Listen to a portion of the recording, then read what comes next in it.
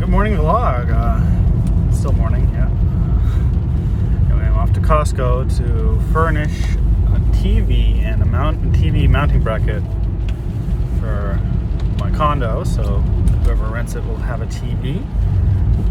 And I'm also going to go to Home Depot and buy a fake plant. And those plants are pretty expensive, like $100. So.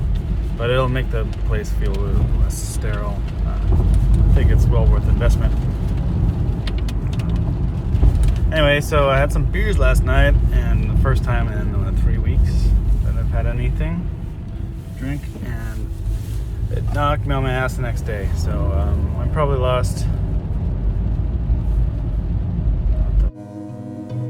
So my tire light indicator came on, so I hope I don't get a flat tire on the highway, because that's where we're going. Oh boy. So I'm gonna go to Costco and have them check it out.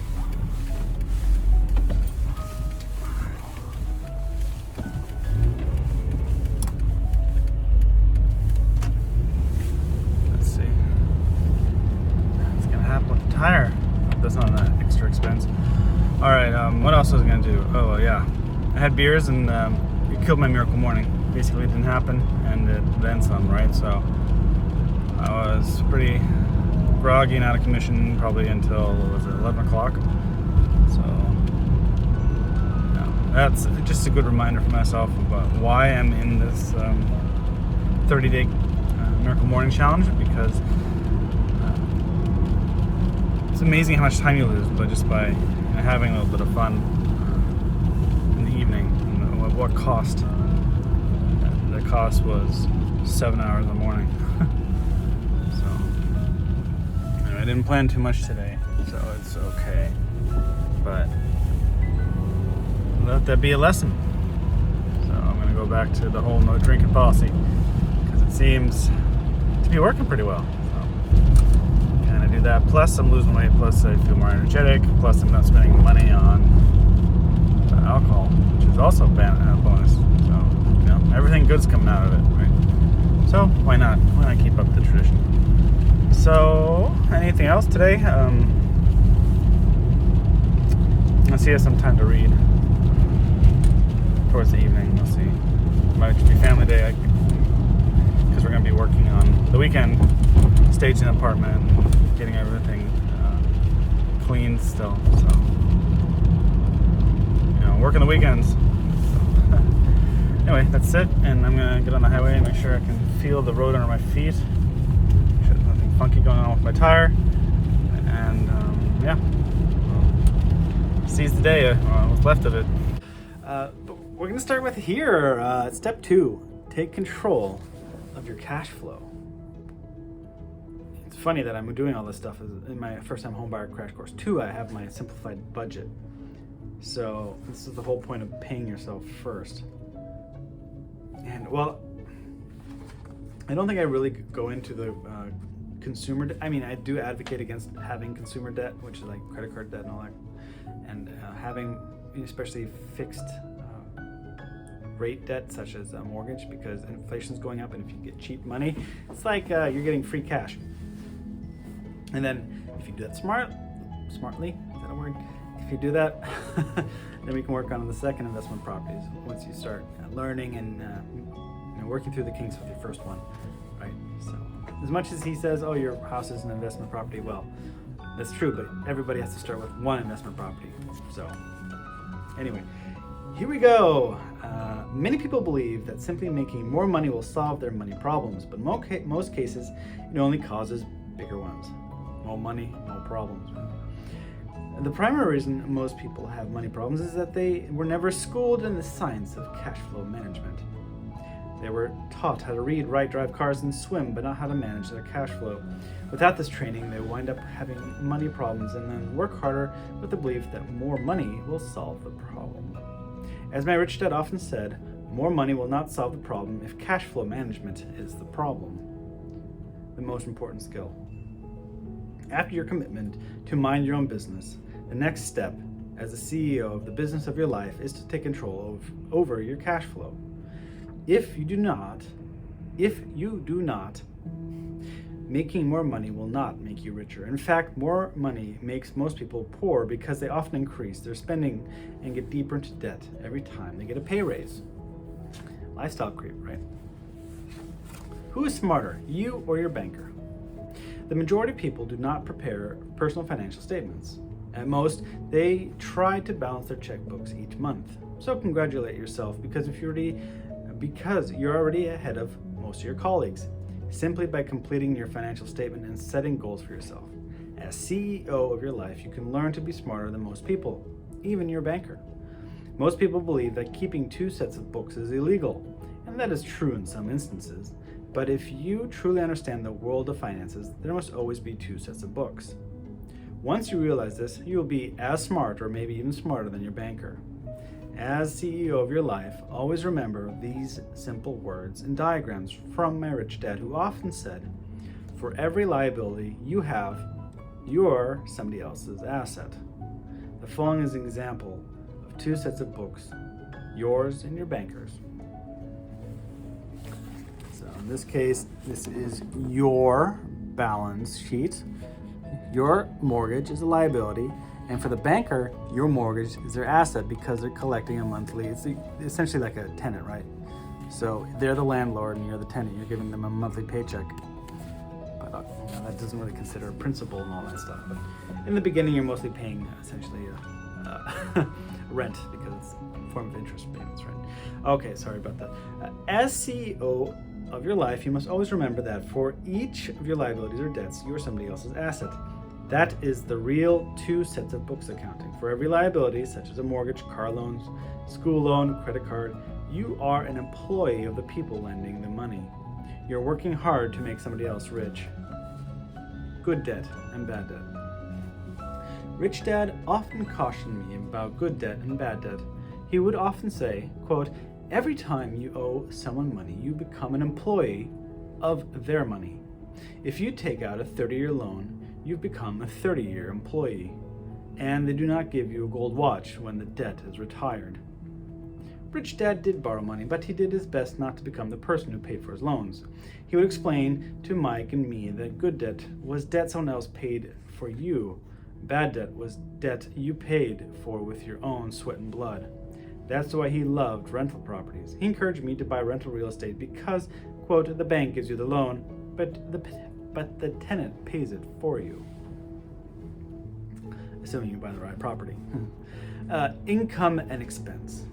Not only do the 2 sets of books apply to the assets and liabilities, but they also apply to income and expenses. The more complete verbal lesson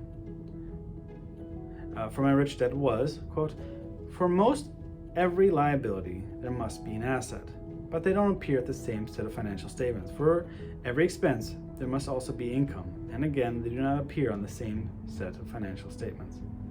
The simple drawing makes that lesson clearer.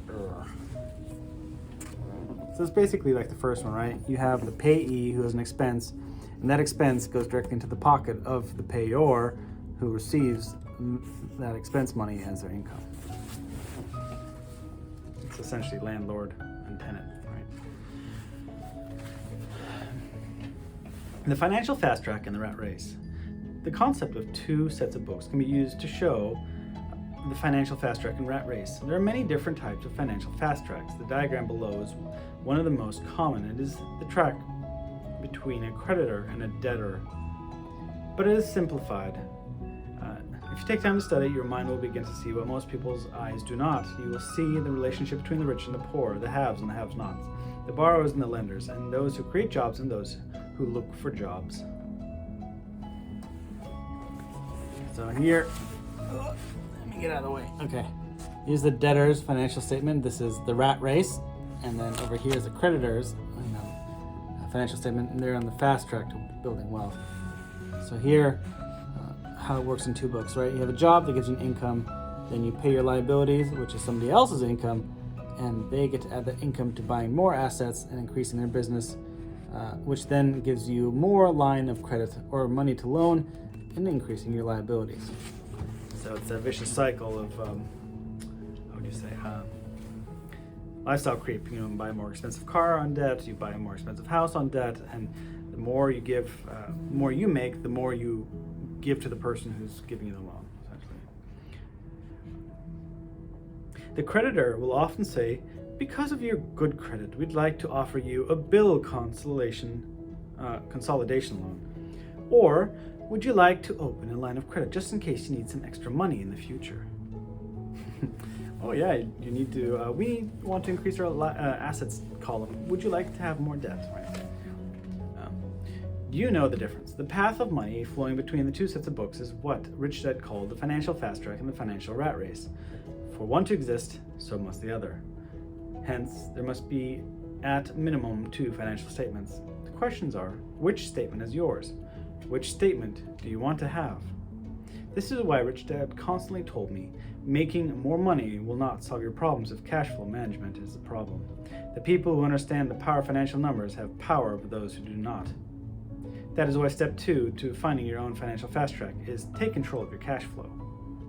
You need to sit down and map out a plan to get you in control of your spending and minimize your debt and liabilities. Live within your means before you start to expand your means.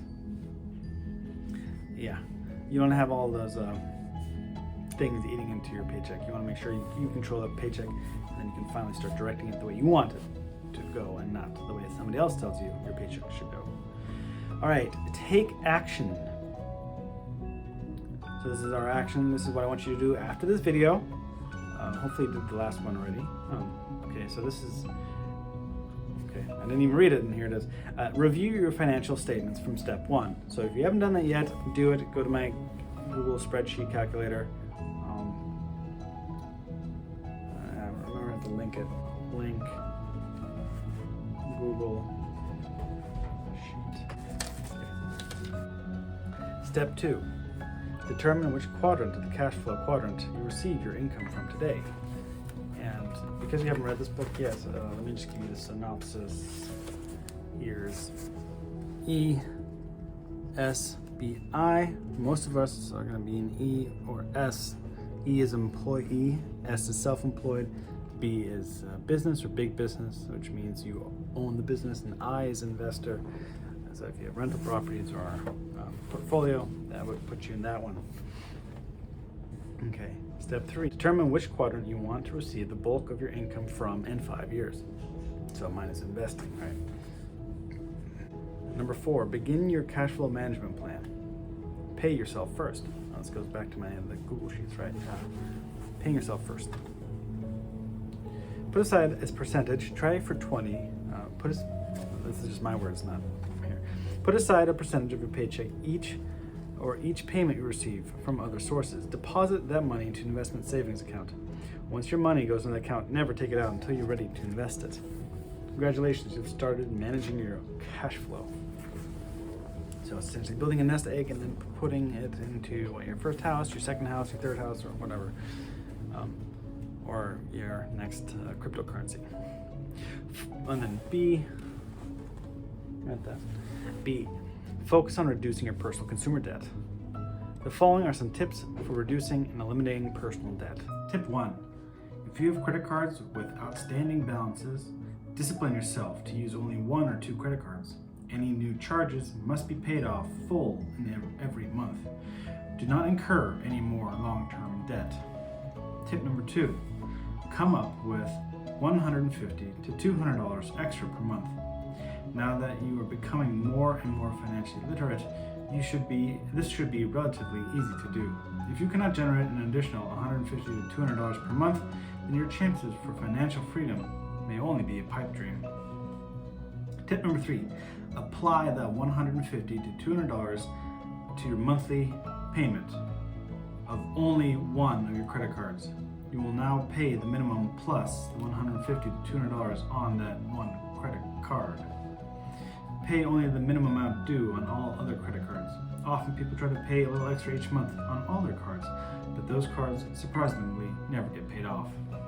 Tip number 4, once the first credit card is paid off, apply the total amount you are paying each month on that card to your next credit card.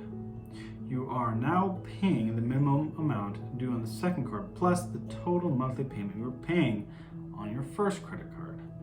Continue this process with all your credit cards and the other consumer debt. With each debt you pay off, apply the full amount you're paying on that debt to the minimum payment of your next debt. As you pay off each debt, the monthly amount you're paying on the next debt will escalate. You're basically snowballing, You're snowballing all the payments. Tip number 5. Once all your credit cards and other consumer debt is paid off, continue the procedure with your car and house payments.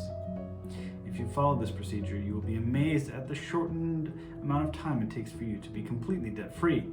Most people can be debt-free within 5 to 7 years.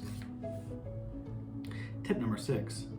Now that you are completely debt-free, take the monthly amount you were paying on your last debt and put that money towards your investments. Build your asset column. That's how simple it is.